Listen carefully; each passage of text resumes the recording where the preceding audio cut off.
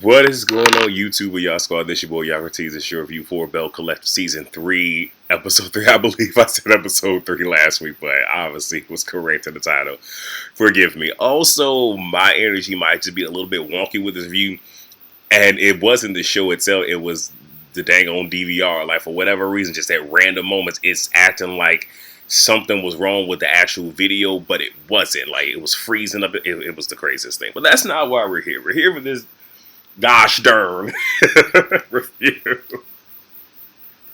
Look, I think like I might have to turn this into a drinking game that every time. Now we didn't get JJ this episode, but every time Jay said gosh darn or darn any variation of darn, I think we might have to take a shot. Like, I think I'm probably gonna be like on the flow wasted, like plaster just stuck to the floor. But anyway, we pick up where we left off with Latrice and Sophia. I'm going to switch between saying Sophia and So Gucci because just saying So Gucci, sometimes it just feels a little weird. And then it's kind of weird to write. Nevertheless, they go outside to talk. Latrice brings the passive aggressive behavior that she was sensing, and also how at the boot camp how I come in.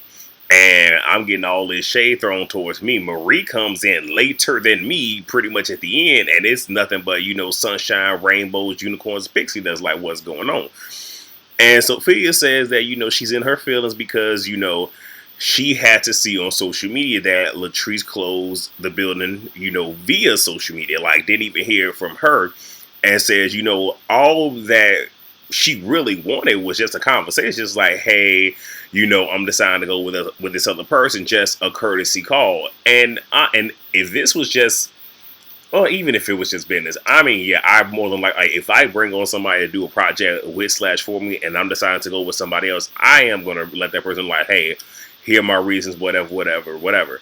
You feel me? But at the same exact time, and this is going to come up at the very end, I'm also one of those where if I'm doing any type of business with friends and or family, relatives, whatever, designation I'm using, yeah, we're signing contracts. Period. Like, I'm in the process of, doing something, and I have my best friend helping me out. I pretty much told him, drop the contract, put your fee, your rate, and everything, da-da-da-da-da. Like, when the smoke clears, like, we are friends, but I never want our business to F up the friendship. You feel me? But again, put it like, we gonna do a contract, we gonna do stuff right. And the only reason that I'm doing business with a friend is rather than sit here and put money in somebody else's pocket, might as well line the pockets of, one of my boys. So that's just me. But still, she should have given her that heads up. And then especially if there's a friendship involved and there's business, you kind of have to go that extra mile. You feel me? She pretty much said, like, she's backed away from the friendship with all that has happened, and pretty much she's going to stay removed until she feels better with it. Like, in essence, she in her bag right now, and she gonna be in her bag for a minute. When she finally come down from me out of her bag, then they can possibly pick things back up, and they both agreed, like, okay, because you even have Latrice saying, well, you can have a little bit of time. Now, again, it was civil. They ain't go to blows. But again, me with my smart man, I would have like, what you mean? You gonna let me see again? I've been known to take a situation where it's calming down, then all of a sudden I decide to get in my bed. I've gotten better, everyone. I've gotten better. So now we got Ikea, and you know what? I'm gonna be nice and say Akeisha, because she ain't even gave me a reason to shade her yet.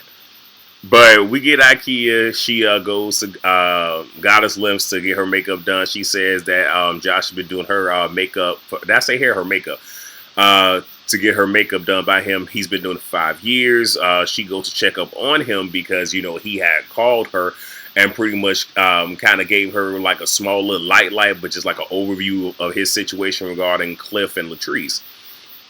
So Ikea lets us know. I wrote Ikea down. That's why I said, I'm sorry. Akeisha proposal is now amongst the top 5 proposals there in Jackson. So that's good, which means that it climbed the ranks. So hopefully this thing go through. And if so, she'll be the first woman, period, to have a proposal and a deal like this big happening. So, I mean, I hope it goes through. Josh gives Akeisha, I'm trying to be nice, the download on the situation, and he lets us know that, he done moved out. Cool. cool, because things are getting a little between all of them, and he tells her when he and Latrice, in essence, I'm gonna just say it the way that he wanted to say it. They were shooting a scene, and Cliff kind of had a little too to whatnot, so they ended up going to a room. Now, he could have just said went into a separate room, but he says the room that she's staying in, because they're no longer sleeping together. And this is one of those where Josh could have told his story without telling their business.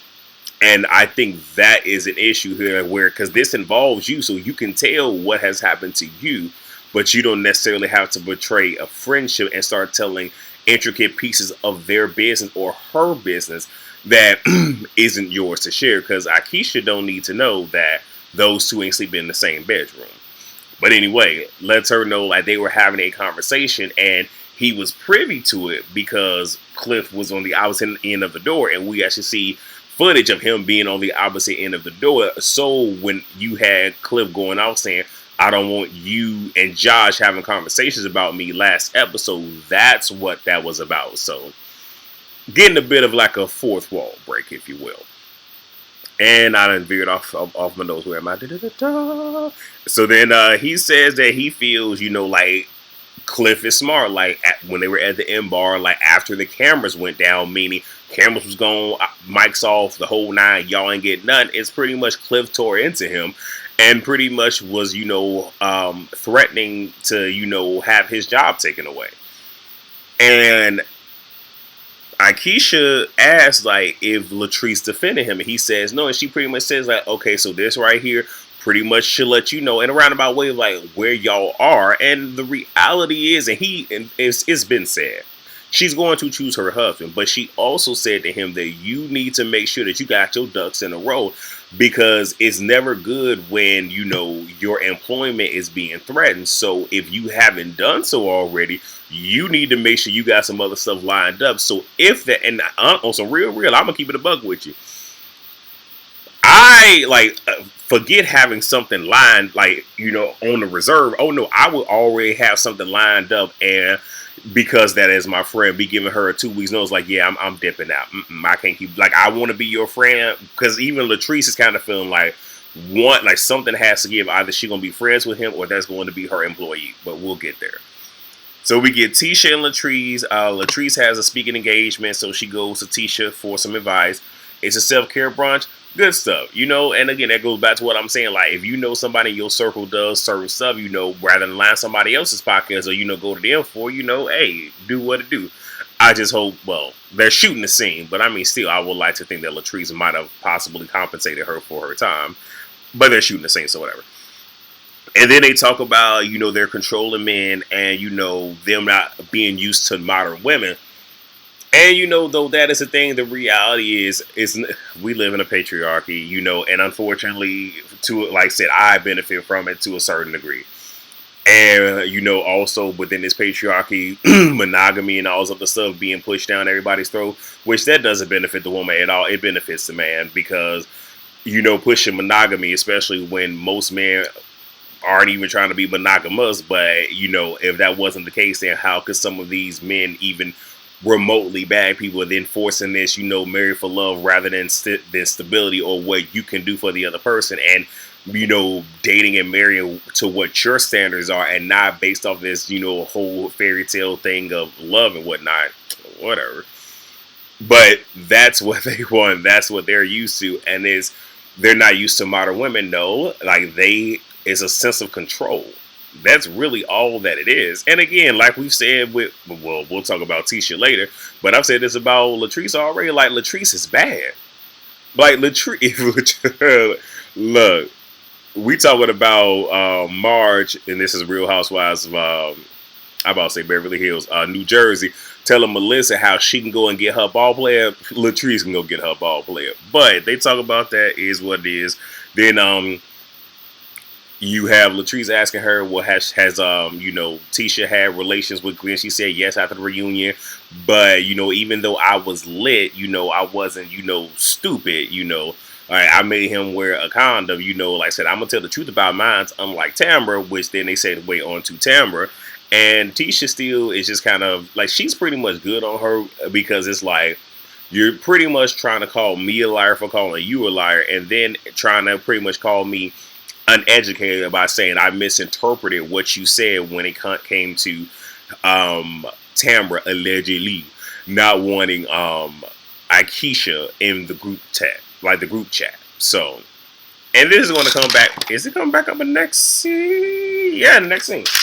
So now we get Tamra and Marie. So Marie is talking to her, and Marie says that she emphasizes the group, but she does even like circle back to it to say that she feels this way. But they feel like Tamra dances around questions and isn't being transparent, and it's coming off as, she's kind of, being a liar. And Tamra says that she doesn't give everything her energy, so maybe that's it. And I'll say this, the whole not giving everything your energy, I'm not going to say I'm fully there, but I've gotten to a place where I do this a lot more, where it's, I don't even, like, you don't even deserve this type of energy, let alone this conversation, unless I just got time that day. But I highly doubt that's what that is. Like, I really do see Tamra as being a liar and being very coded with what she says, which I'll get to that momentarily. Well, is that the next scene? No, it's like the scene after. But then Marie brings up, the group chat situation, and Tamra says she doesn't remember saying that. So then Marie says, okay, well, let me ask you something else. And then asks if she's ever been in a long-term relationship, or, has she ever been engaged? And Tamra says that she's been in long-term relationships. Marie then tells us that Tamra's old boo sent her pictures of them, and he wants to clear his name. I'm going to need some clarification on that, because I don't think she said anything about... look, I don't remember. I don't be giving Tamra's storylines much like anyway, but we'll see what comes of it. But Tamra does say that she and Demont aren't engaged, that she's been proposed to in the past, but she's never accepted the proposal. So now we get Latrice and Akeisha with the kids. So Latrice's grandkids, Akeisha's kids. They're all at like a little fun house, not fun house, but like a little indoor play gym type of situation.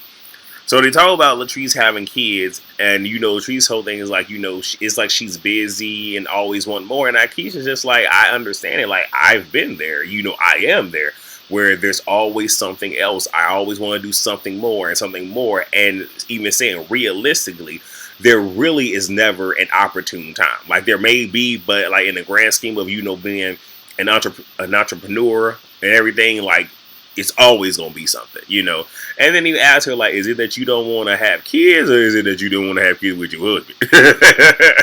Now, Akeisha was doing a good job of trying to, like, lead to, where she was trying to get to, rather than just come out and say it.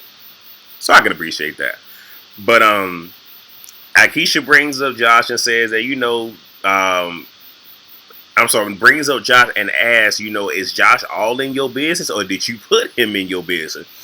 And it was at this point that Latrice, like, okay, now her alert went up, just like, hold on, wait a minute. And then is kind of taking it back and wants to know, like, where all this is coming from. So Akeisha pretty much just gives like a very general, like, me and Josh, we cool. He had called me about something and we talked, and this is what this is, but did not go into specifics. And Latrice feels away because, like, okay, well, he is in my camp. And so since Akeisha isn't in her camp, it's certain intimate and intricate details that she should not know. And it's one of those where even with them, Akeisha and Josh being cool, just as Latrice don't want her knowing these intimate details, she doesn't want to know intimate details about her, so it really makes her question. And again, that's what I was even saying, how he can tell his experiences without, telling business that he doesn't need to tell, because it's not for him to tell their business. And then, I've always heard any person that will carry a bone will take a bone.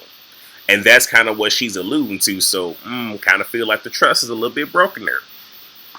And, let's see, am I missing anything?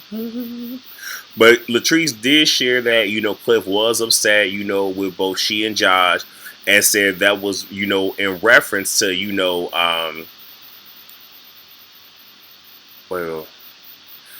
reference to, when they was in the room, and, Josh was saying that he's very controlling and this, that, and the third. So that is an issue there. And then pretty much lets us know that she needs to establish stricter boundaries when it comes to Josh, which she does. And then invites Akeisha to a wig launch. So now we get Tamara and Damon. So Tamara brings up doing the podcast, and Damon wonders, like, is it going to take more time away from the little time that he's already getting from her? And even that, well, can I be a part of it? And she is still, looking for a cat cave, and she feels that she is trying to make time for him, and he doesn't feel that way, and she feels that he bribed her into moving in.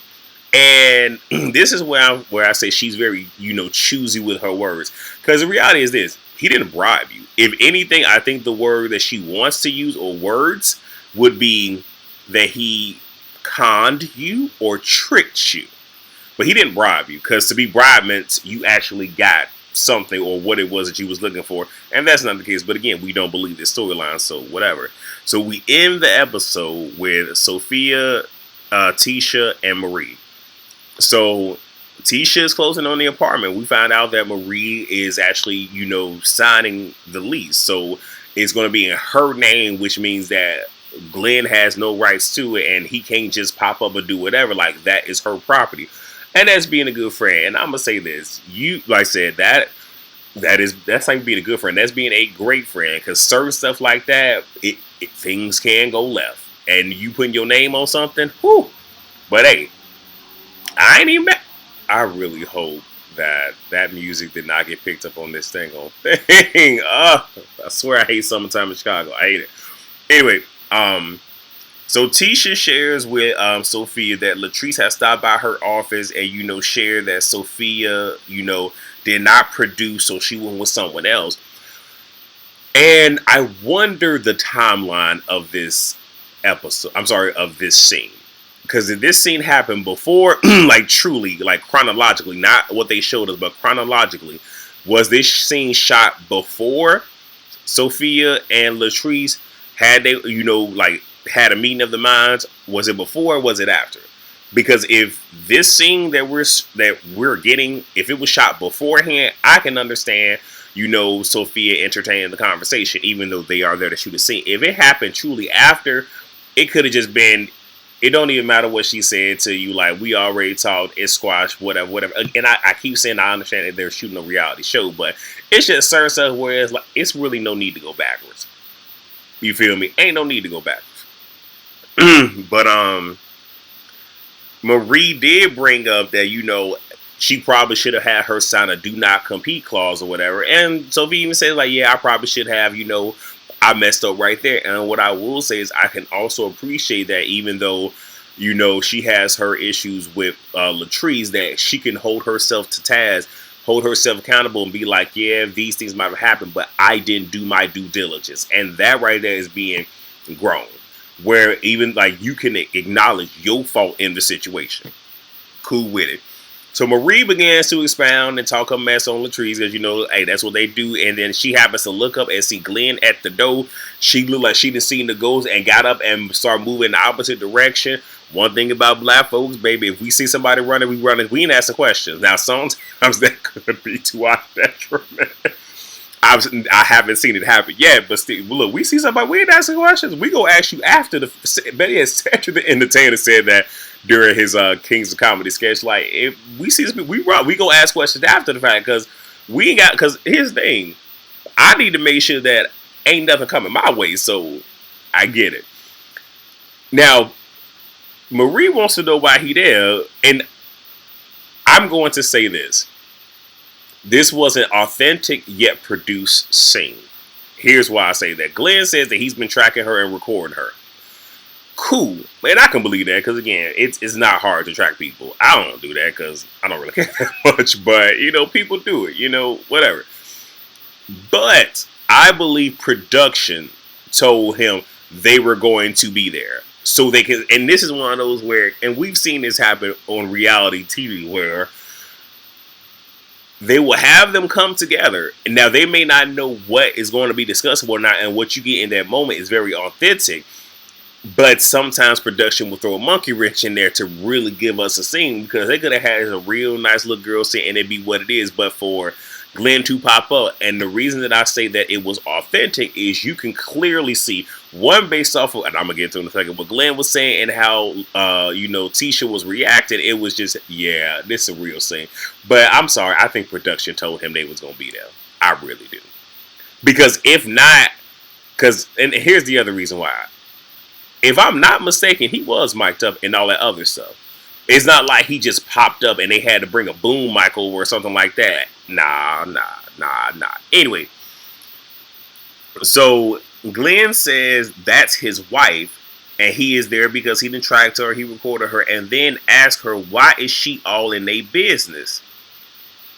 And Marie's like, well, this is my business because this is my friend, this and the third, and then says you have Essie. Worry about that married man you got. Baby, what I tell you? What? That was disrespectful as hell, but I was so tickled. And I was so thrown aback. And I'm going to say this, Marie, you a good one because Marie ain't flinch. Marie ain't flinch not one bit. But then you had Tisha over like, Glenn, stop saying He even told her, I know more about y'all than what you think I do. Tisha, are you over here having pillow talk with your husband? And telling him all the stuff? See, this is giving me very, why did I get married when they would, that's my favorite scene, at the dinner, where Mike cleared the whole dang on table, and when he said to, Terry, just like, oh yeah, be like, Diane, why don't you tell Terry that you got your 2 times? Oh, you didn't know? Yeah, man, don't look like you having no baby. Oh, because, you had 2 times, right? That's what was her name? What was Mike's girl name? Was it Wanda? Whatever. The Jill Scott character, like, that's what she told me. Sharon pillow talking, you don't do that. You don't be telling the business like that. But look, y'all, I holler. Okay, wait, let me get back to Glenn is a fool. But I will also say, I'm not one of those that say men can't have conversations with women, but I will say that Glenn's energy, as funny as the scene was, it was very disrespectful and it was very alarming because, again, just showing up with people not cool. The manner in which he was talking to Marie, I did not appreciate. Because at any point, and I'm going to keep it a buck, I feel that if the cameras weren't there, he probably would have physically reached out and touched somebody. Like, that's the energy that it was given. So Tisha feels she has separated them, so she pretty much guides him outside and she tells him that she needs, and it's the way she said, like, I just need peace.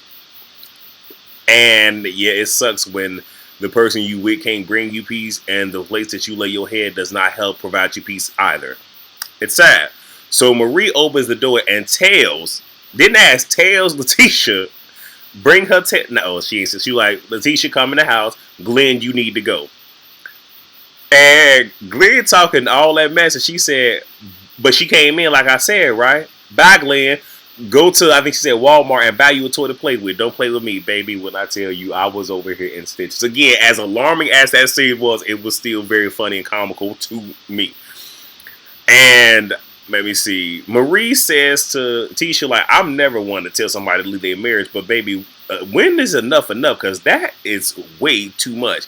And Tisha says she's scared to leave him because he battles abandonment issues. Come back to that. And it's not easy for her to walk away. And she's worried, if she removes his family, meaning her and Josh, from him, what that will do. Now, first off, he has abandonment issues. First off, hey, Tisha, that ain't your problem. That's a him problem, not a you problem. If he knows that he has abandonment issues, they were seeing a therapist last season. If I'm not mistaken, I don't think he saw. No, maybe he saw him individually, but that's something that he needs to talk to somebody about. Is his abandonment issues? You can't take that on yourself, and then you worried about what would happen if you removed his family. Baby, he removed his family when he was out there being community. So this is not your concern. This is his concern. And unfortunately, it's already happened, but you keep on playing around. He already took a good chunk of your best years, and you're going to continue to give him more of your best years? Because what happens when you finally open decide, you know what, I'm truly done, this is it? What you going to have left? And here's the other thing. You being scared, sweetheart, there are things in place. you can get a no contact order. You can get a restraining order. You can have it to where y'all have a mutual person and y'all can exchange y'all's child between that person, and y'all don't have to physically deal with each other. And there can be supervised visits or whatever. But if you are truly in fear for your life, there are things that you can do. And I hate the fact that, look, one, I hate the fact that he's has somebody that could, he could potentially use, but he's going to use that as a way to manipulate her to get her to come back again. I've seen this happen way too many times. But anyway, Tisha tells Sophia that they're going to need to start over. And Sophia kind of look at her like, girl, I don't know if I want to deal with you no more after this. But that was the episode, y'all. It was actually, I think I gave y'all what I meant to give y'all. It's just the dang old DVR was acting a fool. But anyway, with that being said, thank you all so much for watching. If I'm not mistaken, well, one, I know, join us tonight for the Way Like on a Panel, where I'll be doing Atlanta like shortly. Well, not shortly, because I actually have to watch it and then do the review. But you'll be getting it after this. I know Josiah's supposed to be hosting it. It's either going to be on his channel or Scotty's channel. I don't know exactly, but just keep a lookout. We should be plastering it on our social medias, very soon. But join us tonight for the What Do You Like on Our Panel, where we talk about Atlanta. And, come back, a little bit later. I should have the Atlanta review up. So thank you all so much for watching. Please rate, comment, subscribe, and share. And I will see you all then. Peace out.